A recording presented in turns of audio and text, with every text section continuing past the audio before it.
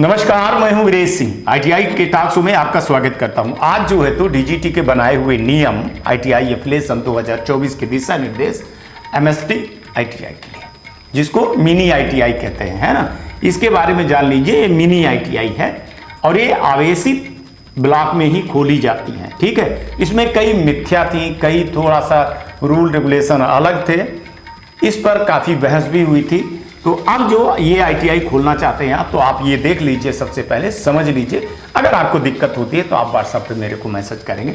चलिए सबसे पहले अपन देख लेते हैं कि क्या इसके दिशा निर्देश हैं, फिर आगे बढ़ते हैं। चलिए, मिनी आईटीआई जिसको कहते हैं एमएसटीआई, ठीक है, इसके लिए 2024 के दिशा निर्देश क्या है। मिनी कौशल प्रशिक्षण संस्थान मतलब माने छोटी आईटीआई के लिए क्या दिशा निर्देश 2024 में है, उसको बताते हैं। 8 मार्च 2019 को डीजीटी ने एफिलिएशन मानदंडों को 2018 में ढील दे करके ब्लॉक स्तरीय प्रशिक्षण की सुविधा के लिए आसेवित ब्लॉकों में बहु कौशल प्रशिक्षण संस्थान एमएसटीआई स्थापित करने की योजना के लिए दिशा निर्देश जारी किए। हालांकि मौजूदा चुनौती के कारण इन दिशा निर्देशों को संशोधित किया जा रहा है और इस योजना में अब मिनी कौशल प्रशिक्षण संस्थान एमएसटीआई कहा जाएगा, ठीक है। तो एमएसटीआई के लिए संशोधित दिशा निर्देश क्या है, छोटी आईटीआई जो खोलना चाहते हैं उनके लिए। तो इन संस्थान को डीजीटी से संबंध अन्य मान्यता प्राप्त आईटीआई से अलग करने के लिए मिनी कौशल संस्थान एमएसटीआई के रूप में नामांकित किया जाएगा और ये दिशा निर्देश केवल आसेवित ब्लॉकों पर ही लागू होंगे, जिन्हें ऐसे क्षेत्रों के रूप में परिभाषित किया जाएगा जहां आवेदन के समय में कोई मान्यता प्राप्त सरकारी, निजी आईटीआई या कोई अन्य संस्थान डीजीटी से संबद्ध नहीं है। बहुत ध्यान दीजिएगा, जिनको मिनी आईटीआई खोलना है, ठीक है। यह आवेदन के समय में कोई भी मान्यता प्राप्त सरकारी, निजी आईटीआई या कोई अन्य संस्थान डीजीटी से संबंध ना हो, तभी आप एमएसटी आईटीआई वहां पे खोल सकते हैं। दूसरे में कह रहे हैं कि संबंधित राज्य निर्देशालय इस योजना के तहत आसेवित क्षेत्रों के संस्थान खोलने के लिए आवेदक को एनओसी जारी करेगा। आवेदक के लिए संबद्धता पोर्टल पर एमएसटीआई श्रेणी का चयन करना होगा। वहाँ पे आप जैसे करेंगे तो वहाँ आईटीआई रहेगा, तो एमएसटी आईटीआई आप उसको सेलेक्ट करेंगे और फिर उसमें जो है तो आवेदन को पूरा करना होगा, ठीक है। तीसरे में कह रहे हैं कि राज्य सरकार जो है तो उस समय पर विशेष आसेवित ब्लॉक के लिए एमएसटी आईटीआई को श्रेणी के तहत में अधिकतम 2 आवेदकों को लिए पूर्व में आवेदन के चरण में एनओसी जारी कर सकता है। आसेवित ब्लॉक में संबद्धता के लिए अधिकतम 2 एमएसटीआई आवेदनों की अनुमति होगी, बशर्ते प्रत्येक संस्थान में दूसरी तरह से अलग ट्रेड प्रदान कर सकता हो। ये आप जो अगर खोलना चाहते हैं तो इसको देख लीजिएगा, ठीक है।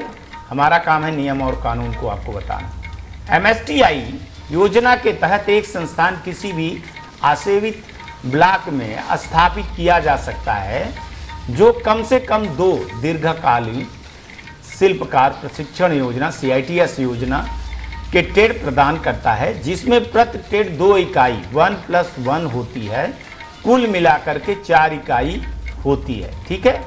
किसी भी आवेशित ब्लॉक की परिभाषा ये है कि किसी क्षेत्र में आसेवित घोषित किया जा सकता है यदि आवेदन के समय में कोई मान्यता प्राप्त संस्थान, सरकारी या निजी संस्थान डीजीटी से संबद्ध ना हो। अब ये आप लोगों के दिमाग में आएगा कि आसेवित ब्लॉक है क्या, किसको कहते हैं, तो वो यहाँ पर इस बार जो है तो क्लियरली बता रहे हैं। दूसरा कह रहे हैं खामे है कि किसी भी क्षेत्र को आसेवित माना जाएगा यदि प्रक्रिया की किसी भी चरण में आवेदन लंबित हो, चाहे राज्य निर्देशालय स्तर पर या डेस्कटॉप मूल्यांकन पर या आरडीएसडीई के स्तर पर निरीक्षण चरण में या डीजीटी की ओर से संबद्धता का अंतिम चरण और आवेदन के समय डीजीटी द्वारा कोई अंतिम निर्णय जो इनका SCA जो होता है मिनट्स के रूप में, आधिकारिक आदेश के रूप में जारी नहीं किया गया हो तब। ठीक है। गा में कह रहे हैं कि यदि राज्य निर्देशालय DGT द्वारा किसी भी संस्थान के खिलाफ असंबद्धता माना डी-एफिलिएशन की कार्रवाई शुरू की जाती है तो क्षेत्र को आवेशित माना जाएगा।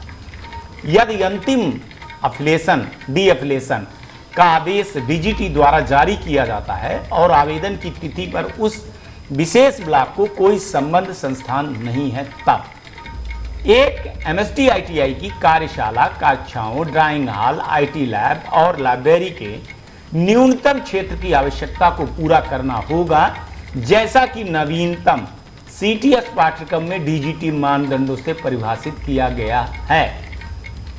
MST ITI को बुनियादी सुविधाएं अनिवार्य है, हालांकि बहुउद्देशीय हॉल, आंगन, कैंटीन, रसोई, पेंट्री सहित प्राथमिक चिकित्सकों के आवश्यक न्यूनतम क्षेत्र पर कोई भी प्रतिबंध नहीं है। 4 इकाइयों के साथ में न्यूनतम 2 ट्रेडों के लिए कुल भूमि की आवश्यकता 0.3 एकड़ लगभग 1200 वर्ग मीटर है। यदि कोई आवेदक 2 से अधिक ट्रेडों को 4 इकाइयों के साथ में 4 ट्रेडों के साथ में MSI खोलना चाहता है तो उसे जो है तो 0.3 एकड़ 1200 वर्ग मीटर की आवश्यकता होती है। आवश्यकता के अलावा कार्यशालाओं, कक्षाओं, ड्राइंग हॉल, IT लैब और लाइब्रेरी के लिए न्यूनतम क्षेत्र की आवश्यकताओं को पालन करना होगा, मतलब इससे ज्यादा करना होगा।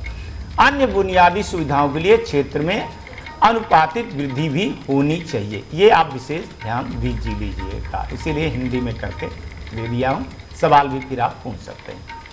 इमारत में ऊर्ध्वाधर विस्तार के मंजिलों के लिए संख्या के संबंध में सरकारी प्रशिक्षण के निर्धारित समय के भीतर में अनुमति दी जानी चाहिए। ये आप ध्यान रखिएगा। ठीक है।